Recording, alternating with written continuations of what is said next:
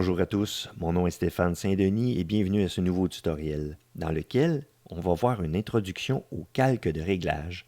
On va utiliser l'outil Perspective, on va apprendre à grouper des calques et on va finir le tout avec l'outil Texte.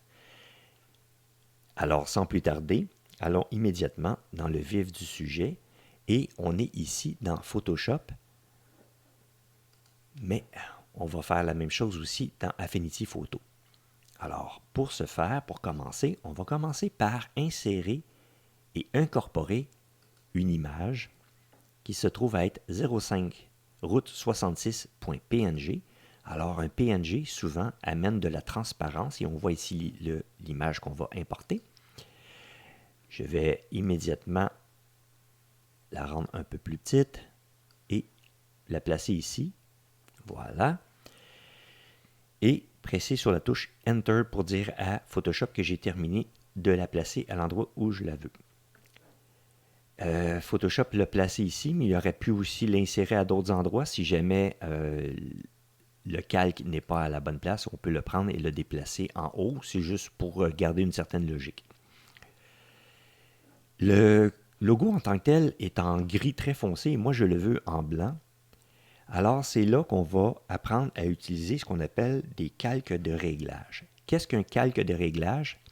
Lors de l'introduction au calque et au masque, je vous ai mentionné qu'il existait différents types de calques. On en a vu jusqu'à date seulement qu'un type, c'est-à-dire des images, mais on va introduire maintenant ce qu'on appelle des calques de réglage. Et que ce soit dans Photoshop ou dans Affinity Photo, un calque de réglage, c'est la même chose.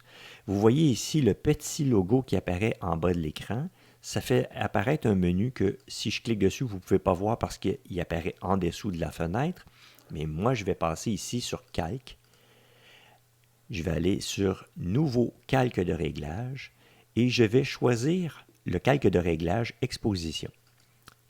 Il me demande le nom du calque. Je vais le laisser tel quel. Je fais OK. Et voici le calque qui vient d'apparaître et on retrouve le petit logo ici qui est le même qu'en bas pour dire que c'est un calque de réglage. Le calque de réglage qui est ici apparaît au-dessus de tous les autres calques parce que, bon, j'ai mentionné que je le voulais à cet endroit, OK, parce que le dernier calque sélectionné était le route 66, donc le calque s'est ajouté par-dessus.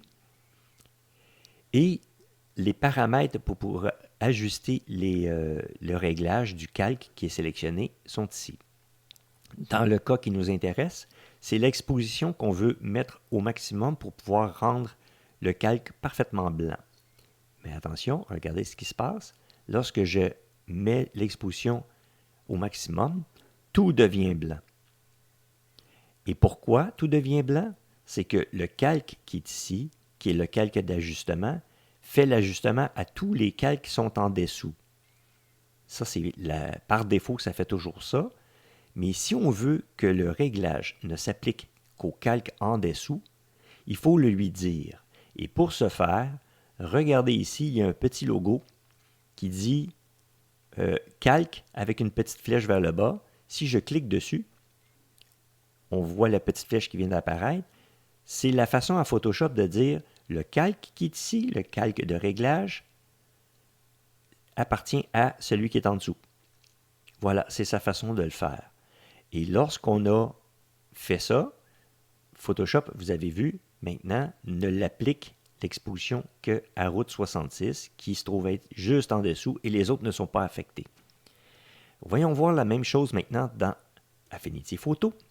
Je vais vite fait aller sur Fichier, Insérer. Je vais choisir route 66, Ouvrir. Je vais placer le route 66 ici. Parfait. Vous voyez ici que le calque s'est inséré ici. Je vais le prendre, je vais le déplacer en haut pour m'assurer que c'est pareil comme dans Photoshop. Et vous voyez ici le même petit logo qui s'appelle Réglage. Si je clique dessus, il y a différents réglages qui apparaissent dessous. C'est un menu, mais je peux aller aussi sur Calque et aller chercher Nouveau calque de réglage. Et on a vu ici que nous, c'est l'exposition qu'on voulait prendre. Je clique dessus. c'est la même chose. Il y a un calque de réglage qui apparaît et ici, les possibilités de réglage apparaissent dans une fenêtre de dialogue. Je vais faire la même chose qu'avec Photoshop, c'est-à-dire je vais aller au maximum, je vais fermer cette fenêtre de dialogue et tout comme dans Photoshop, le réglage s'applique à tous les calques en dessous, sauf si on lui dit qu'il ne doit s'appliquer qu'à un calque. Et contrairement à Photoshop, Affinity Photo fonctionne un petit peu différemment. Il faut lui dire en glissant le calque, donc je clique avec la souris, je ne lâche pas le bouton, et j'attends que l'espèce de petite ligne bleue apparaisse ici à droite et non pas en dessous. Pas en dessous, à droite du calque. Et à ce moment-là, ce que Affinity Photo fait, c'est qu'il met le réglage dans le calque. Alors, on sait que le réglage appartient au calque dans lequel il est inséré. Donc, la façon de présenter les calques de réglage diffère d'un logiciel à l'autre, mais le résultat est le même. Maintenant qu'on a inséré notre image de route 66, je vais cliquer sur le calque ici pour le sélectionner. On peut même fermer ici le petit crochet.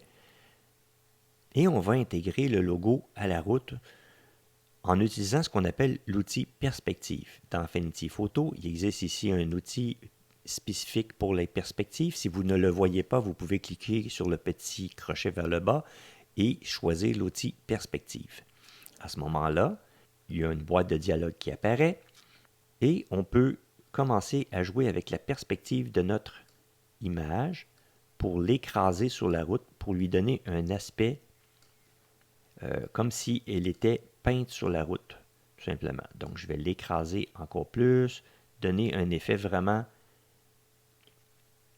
comme si elle était peinte sur la route. Voilà, et je vais faire appliquer. Maintenant, on a le logo qui est comme sur la route. Allons voir maintenant dans Photoshop comment ça fonctionne. En s'assurant qu'on sélectionne le bon calque, donc la route 66, il faut aller dans le menu Édition, Transformation et Perspective. Et à partir de là, on fait essentiellement les mêmes choses que dans Affinity. On utilise les petits crochets, ici et là, pour rapetisser notre logo et le placer à peu près comme on le veut. On va y arriver. Voilà. Je pense que oui, c'est bon comme ça. Alors, dans Photoshop, on fait Enter pour lui dire qu'on a terminé. Maintenant qu'on a placé ici notre logo, on veut s'assurer qu'il soit mieux intégré. Alors, je vais le déplacer un peu ici, comme ça. Et pour ce faire, on peut utiliser ce qu'on appelle les modes de fusion pour mieux fusionner justement notre image à notre décor. Alors, je vais utiliser ici les modes de fusion et on peut les essayer les uns après les autres pour voir ce que ça donne. Et si on en trouve un qui fait notre affaire, on peut l'utiliser. Oh, incrustation. Je choisis incrustation. Et si je m'approche un peu de mon image, regardez ce que ça fait comme effet. Ça a vraiment l'air incrusté dans l'asphalte. On voit d'ailleurs tous les grains de l'asphalte et le logo semble y avoir été peint. C'est ce qu'on veut obtenir comme résultat. Si je vais dans Affinity Photo, on va faire la même chose tout en s'assurant que le logo ici est sélectionné. Je m'en vais ici dans Incrustation et on obtient exactement le même résultat comme vous pouvez le voir. Donc, notre logo est bien inséré. Il nous reste maintenant à terminer le tout avec un nouveau type de calque qui est un calque spécialisé dans le texte. Dans Affinity Photo, il y a deux types de texte, l'outil de texte artistique et l'outil zone de texte. Choisissez l'outil de texte artistique. Dans Affinity Photo, il nous demande à quel endroit veux-tu commencer à taper du texte. Je vais le placer ici. Je clique, je ne lâche pas la souris et je glisse pour donner la taille de mon texte. Je vais le mettre à peu près ici. Et je vais taper route 66.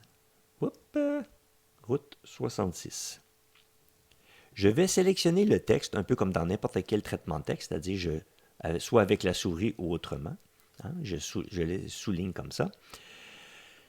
Et je peux changer en tout temps à quoi ressemble le texte que je vais utiliser. C'est sûr et certain que vous n'aurez peut-être pas accès à tous les mêmes types de textes que moi, mais je vais en choisir un, ça n'a pas d'importance lequel. Et on peut agrandir ou rapetisser le texte selon nos bons vouloirs, et on peut changer aussi la couleur du texte pour lui donner l'apparence qu'on désire et le placer où on veut. Mais regardez ici à droite, il y a un calque. Et c'est un calque spécifique pour le texte. Donc, il existe différents types de calques que je vous avais mentionnés. Eh bien, celui-ci en est un autre. C'est un calque spécifique pour le texte. Et ce qui est pratique, c'est que tant et aussi longtemps que ça demeure du texte, on peut le modifier. Sinon, si on le convertit en pixels, à ce moment-là, le texte devient une image et on ne peut plus le changer. Et je vais vous montrer qu'est-ce que je veux dire par ça. Je vais aller dans Calque. Je vais dire tramer. Tramer, ça veut dire rendre l'image ou le texte ou peu importe c'est quoi et le rendre en pixels. Je fais tramer. Maintenant, il devient ici un calque en pixels et je ne peux plus le modifier. Même avec l'outil texte, je ne peux plus rien faire. C'est maintenant rendu des pixels, donc un dessin, et je ne peux plus rien faire. Alors, c'est ça qui fait la différence entre un calque de type texte et un calque de type pixel. Ça ne nous empêche pas de déplacer les pixels, mais on ne peut plus les modifier, on ne peut plus changer le texte. Donc, si on s'était trompé et on avait écrit route 68, on ne pourrait pas le changer, sauf si on détruit complètement le calque et on refait le calque route 66. Voilà. Allons voir maintenant dans Photoshop comment ça fonctionne. Donc ici dans Photoshop, on a aussi un outil texte. Et si je clique ici sur le petit coin pour obtenir le menu au complet, bon, je l'ai, on va choisir l'outil texte horizontal parce que le texte qu'on veut insérer est horizontal. Et contrairement à Affinity, Photoshop nous demande juste de cliquer une fois à l'endroit où on veut commencer à taper le texte. Donc, je clique une fois et il me présente ici quelque chose pour taper le texte. Là, je vais écrire R-O-U-T-E espace 66. Je l'ai ici, mais on ne le voit pas. Pourquoi?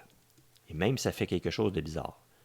Je vais aller voir ici, regardez où il a inséré mon calque de route 66. Il l'a inséré immédiatement en dessous de mon calque d'exposition. Il est entre les deux, puis il a même dit, tiens, puisque tu insères un calque et que ta route 66, le calque de route 66 était sélectionné, je vais te le mettre juste au-dessus, puis je vais le fusionner avec ça. Et on ne veut pas ça.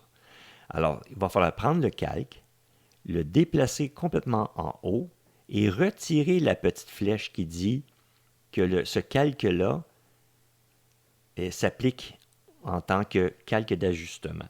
Et pour ce faire, dans Photoshop, si on veut ajouter la petite flèche ou retirer la petite flèche, on peut peser sur la touche Alt sur PC ou Option sur Macintosh, placer le curseur entre les deux et vous voyez ici que le petit curseur devient une flèche avec une barre dedans pour dire enlever la flèche.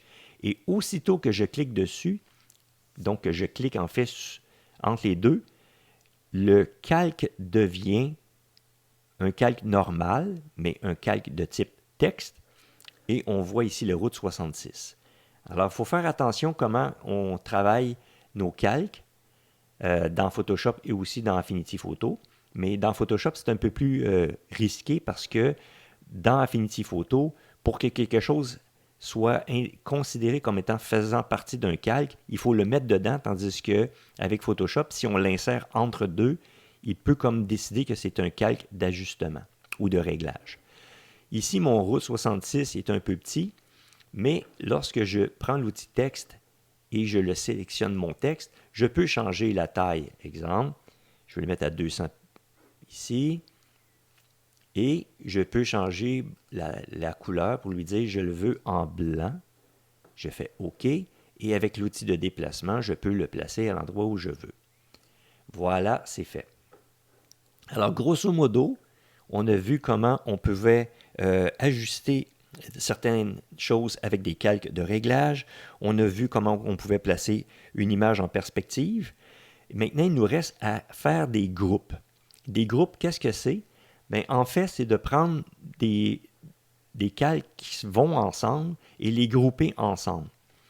Je vais prendre un exemple, notre camion semi-remorque et les phares. Si je voulais cacher, exemple, le camion semi-remorque, oups, je me suis trompé, le semi-remorque qui est ici, on voit encore les phares. Mais comment faire pour que tout disparaisse en même temps, exemple?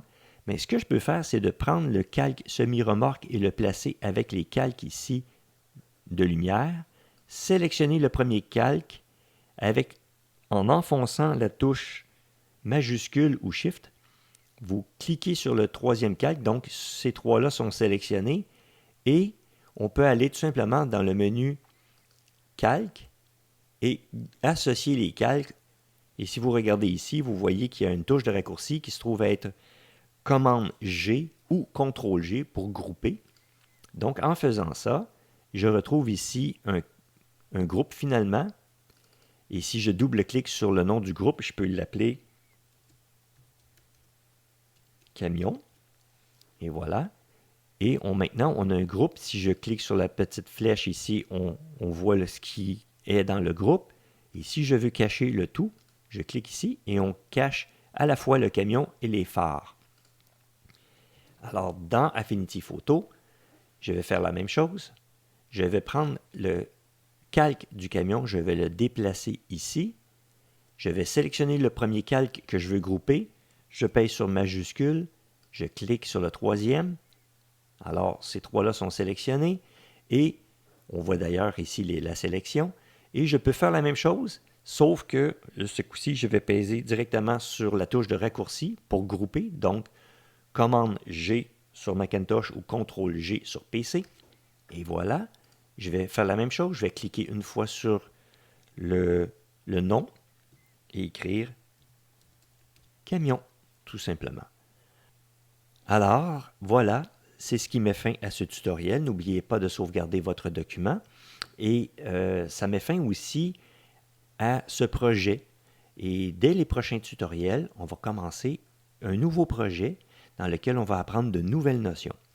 Alors, à la prochaine.